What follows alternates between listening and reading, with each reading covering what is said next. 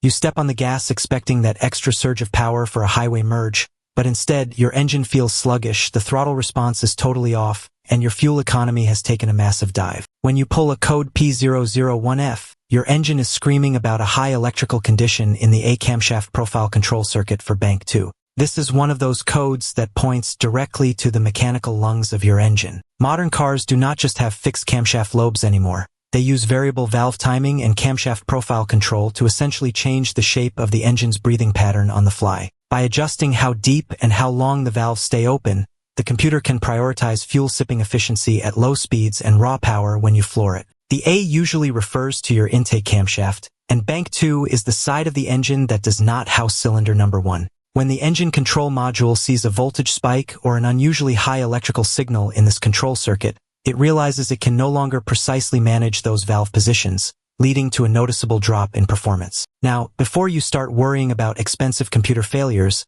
I have to tell you that the absolute number 1 killer of these systems is poor oil maintenance. The camshaft profile is adjusted using hydraulic pressure from your engine oil. If you have been skipping oil changes or using the wrong viscosity, thick black sludge and contaminants will clog the tiny oil control solenoids and stick the valves in place. Your very first move should be to pull the dipstick. If that oil looks like dark molasses or is dangerously low, you need a fresh oil and filter change immediately. If your oil is pristine, then you need to grab your multimeter and inspect the wiring harness. These connectors sit right on top of the hot cylinder head and are constantly vibrating, which leads to brittle plastic tabs breaking and wires shorting out. Look for any signs of melted insulation or green corrosion in the plugs. If the wiring is rock solid, you are likely looking at a defective oil control solenoid that has failed electrically, and swapping that unit out is usually the magic fix to get your engine's power bands back where they belong.